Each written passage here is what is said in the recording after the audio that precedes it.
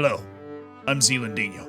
I started with the worst character in Football Manager and won a Champions League in 3 seasons, as well as 9 other trophies. I won the European Champions League out of Belarus in 9 years.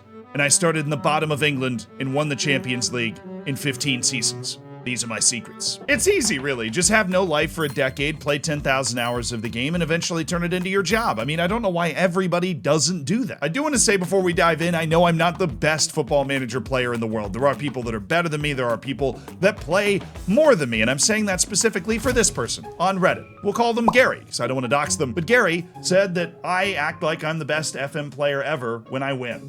And that's a huge turnoff for them. Well, Gary, I'm sorry I turned you off. I'd hate to turn you on. What? But if you are Gary, or somebody like Gary, enjoy the ride. You might pick up a few tips, but this video's not really for you. This is for people that are trying to learn how to do the stuff that I just described at the beginning of the video.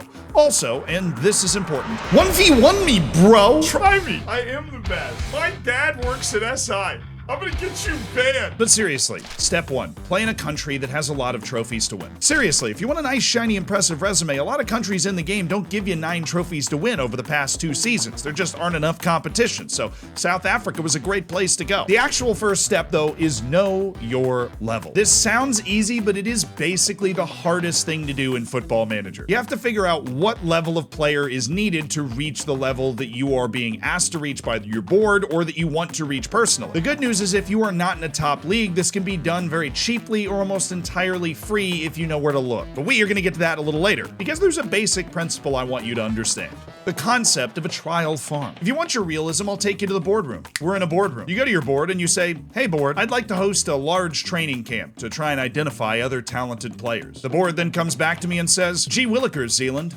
that sounds like a good idea. Let's invite all non-contracted players that have international caps for any African nation. I look at my board and I say, great, I'll assess their skill level relative to my current squad. And then I leave and slam the door dramatically. And for the people that scream and say, that is unrealistic. Well, so is Copenhagen happening to end up in the Champions League knockouts, but that's the sort of magic that we are trying to achieve. And we've got to do some unorthodox things to get there. So to do those things and to get back to the relativity, when you take over a team, you need to assess not how good the players are, but how good they are relative to the level. And when I say the level, I'm talking about the teams you are playing against in your league. This will affect everything you do from this point on. It determines how you set up your tactic, your lines, the aggressiveness of your pressing, the mentality of your tactic. Really, every way that you play is going to be determined by your ability to figure out if your team is better or worse than the teams you're going up against on average. You might have heard me mention this before. When you click on a player, there's a comparison screen in the top right. You're able to compare that player and all these fancy attributes with any other player you're coming across. So if I've just joined the Orlando Pirates and I know our biggest rival is Kaiser Chiefs, I'm going to go to Kaiser Chiefs. You go to players in the senior squad, and then you go to the contract section. Now, the contract section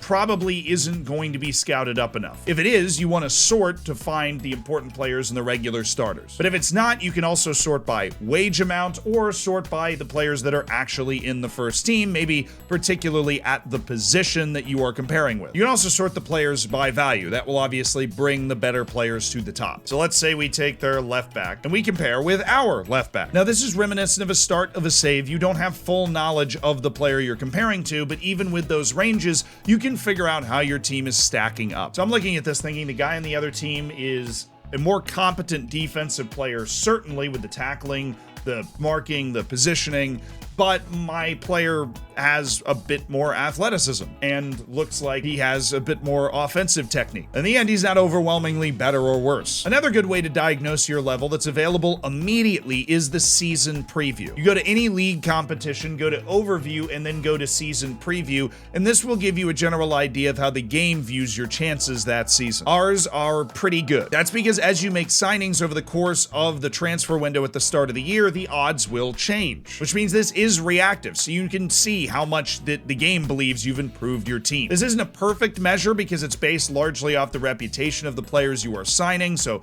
particularly if you're signing very talented young players, it won't acknowledge their true talent in the season preview, but it is a great starting point for understanding what you've gotten yourself into at a new job. And then there's my personal favorite, the team detailed stats. You go to the same competition, you go to stats, and then you go to team detail. There's a lot of cool stuff in here, but we're scrolling to the bottom. And in there, there you'll find the salary per year. This only appears after the first match in this competition in any given season, but it will give you an idea of how much money you are spending and you are able to spend relative to the other teams. Because you can project whatever salary you have left available. Say I have a little more salary left available than I'm using right now. I can project forward and say, well, yeah, we should be able to finish at this level because we're spending this much money. You can also go to the squad planner and go to report and compare your team to the other teams in the league. You can narrow down by position groups to tell you what you might need to improve. Perhaps the technical area of your strikers is low, or the physical area of your defenders is low. This section will also give you an immediate best 11 for you to work with. You can change the tactic in the top right. This is the thing you want to marinate in and spend the most time with though, because as much as I can show you a bunch of little tricks to try and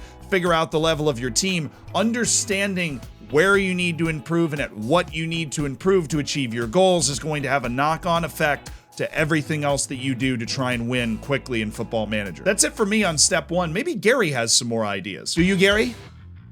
Do you? Step 2 to win quickly on Football Manager, the signing players step. Yes, this is where all of that hard work in step 1 comes to fruition. Because unless you're in the Wonder Kid hoarding stage of trying to beat the best clubs in the world, the signing players step is going to dramatically and immediately improve your team overnight. Remember that trial farm thing we were talking about earlier? We're bringing that back. And there's one very important thing I want you to get through your head. The tactic doesn't matter.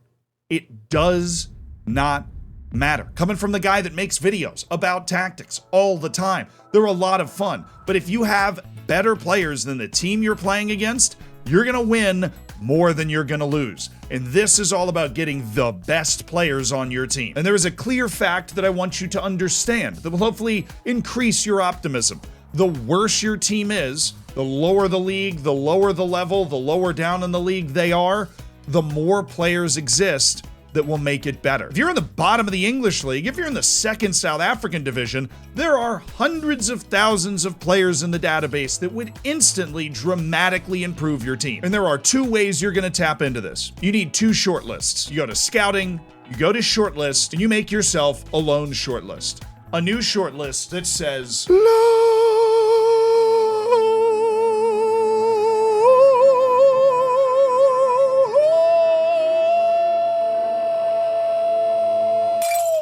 I spelled it wrong. You want that, and then you want an end of contract shortlist. The unwanteds. Haha, you lost your job. Let me save you. That's it. Then you use your scouts, even if you only have one of them in the entire game, and then create a recruitment focus that is looking for loans. Any position, we don't care. We'll make it work. Either 3 stars or 3.5 stars, whatever floats your boat. Somebody that's above average on your team, available for loan, top priority. We're going. And then, same thing, go to further details, contract status, expiring in the next year, confirm. With those 2 recruitment focuses, you will start to build out those shortlists. They'll start coming through the scouting center, you add them to your shortlist, just give it a little right click, shortlist, add, whatever, and then you are going to have a growing list of players that are gonna immediately improve your team. You do wanna make sure you go to your shortlist, and if you have a lot of people on your shortlist, you wanna untick this because that will spend your scouting budget to keep every report up to date. If you only have a few people on your shortlist, you can have it ticked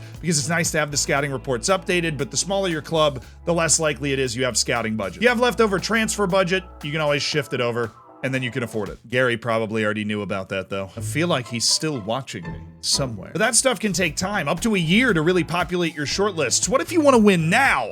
Well, it's time to bring back that board meeting. A trial is inviting a player to the club to train, and if you didn't know that, welcome to the channel. My name's Zealand. The option will present itself from this little drop-down arrow on the Scouting Center, or you can obviously just right-click and offer one. Now, 2 weeks on trial will tell you everything you need to know about a player. So in your Scouting Center, go up to this little cog right here and offer the trial for 2 weeks. When you hit the button, it'll automatically offer a trial for 2 weeks, and you'll learn everything, even the hidden attributes like consistency and big matches for guys that are at least 22 years old. Now, you can offer only 30 trials at a time, but you can do that essentially every day. I've had nearly 200 players trialing at the club at the same time. There is one giant downside. They're all in training. which means your coaching staff is ridiculously overburdened. That's in training, coaches, and then at the bottom right here, that is the workload, and that will be very heavy on everyone if you have 200 people in training. So I recommend doing that sort of trialing in the off season when you're not training. Then it's just like holding a giant open tryout. Now you might be wondering, how on earth do I find these players? Well,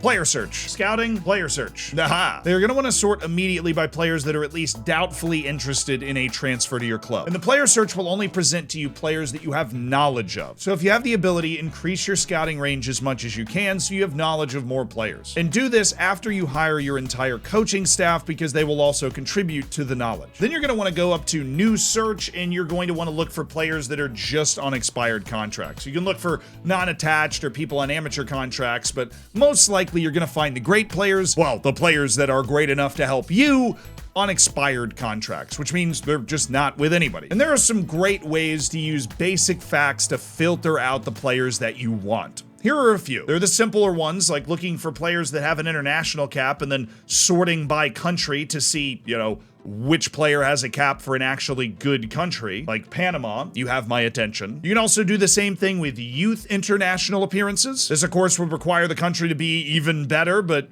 depending on what level you're at, if somebody has a youth appearance for England, that could be a barn burner type player for you. There's also the lesser known ones, like in general, cup competitions played in. Perhaps you're looking for a player that has taken the field in the African Champions League. Perhaps there are top league cups like there are in South Africa or like the Carabao Cup where you can click on one of those and find players that have played in high-level cups before, making it infinitely more likely that they're going to be a pretty good player. The first step should obviously just be the Champions League in Europe every single time because boom, this guy's a little old, but he has 78 caps for Montenegro. He's the only player I'm aware of that's not under contract that has played in the Champions League. Could probably do a job for me right now. You can also just keep the expired status on and literally go to attributes. If you have knowledge of a player, you likely know the ranges of a few of their attributes. You can go to attributes physical and just sort by pace. And you're gonna find the fastest players that you can sign for free. Like, okay, these guys are potentially the fastest. I'm just gonna trial them, that sort of thing. Also, for players whose contracts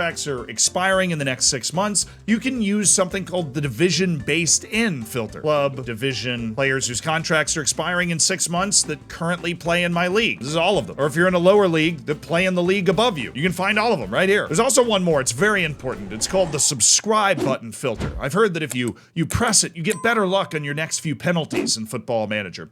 Can't confirm that. A few things to keep in mind once you start looking at all these great players and getting very excited. You have to keep track of the playing time promises you're making to the guys that you want to sign. If you play in England, for example, and have 80,000 matches every year, you can make a lot higher playing time promises and you can promise regular starter to more players as a playing time promise because you'll be able to meet it. If you don't have a lot of matches, if you're in Iceland and only play 22 league matches every year, you don't have as many minutes to give away. Another thing is, don't sign 6 center backs. I know I'm emphasizing to just sign all the best players to raise your level, but there's no tactic that will effectively use 6 star player center backs. You need to at least sign a few different types of players, and then we'll make it work. And the last bit is to be aware of adaptability issues. If you want to win and you want to win quickly, players with this thing, this glowing red suitcase, they're not going to help you win right away. They are more comfortable in their environment, they're less comfortable in different environments, but that adaptability thing doesn't matter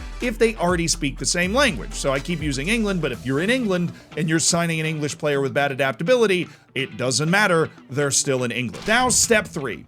Tactics matter again, but what they are doesn't matter. You just have to build a balanced tactic that puts the most talented players you were able to sign in a position to succeed. Let me give you an example. This was my tactic with the Yokohama F Marinos. We won a bunch of trophies, but that tactic looks weird, but it got my best players on the field in favored positions. This was my tactic with the Black Leopards. It's different, obviously. And then this was my tactic with the Orlando Pirates. Very basic. But it got our best players on the field in positions that they liked. This isn't necessarily a tactic tutorial, so I'll leave it there. Using the presets is totally fine and making little tweaks to it. If you want to deep dive it, go to my channel in the search bar and just type in the word tactic. You'll find videos. And you'll find some fun tactics. But there is one thing that you should know. Pressing is very effective in Football Manager this year. Evidence-Based FM did a very good video, a series of videos kind of investigating the impact of matches on injury rates and fitness levels, and that video is attached in the description if you love numbers and those sorts of things. But the takeaway was essentially that being really aggressive and pressing doesn't have a hugely detrimental effect on the legs of your team,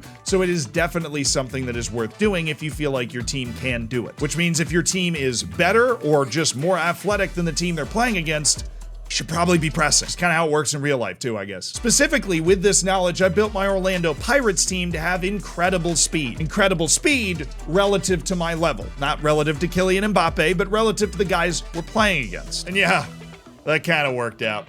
And in case you were wondering, yes, this guy's actual name in the game is Lelamelo Bad Boy, and yes, South Africa takes the cake for having the best names. That's it, but P.S., keep your team happy. Spam team cohesion and match reviews every chance that you get.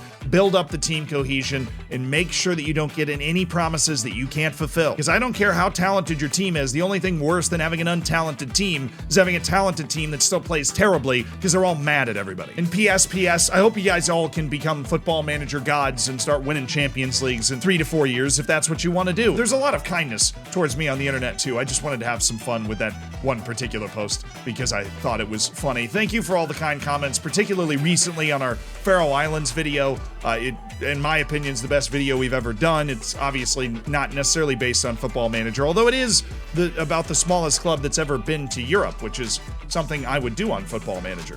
I kind of want to manage them on Football Manager. They're very nice people, too.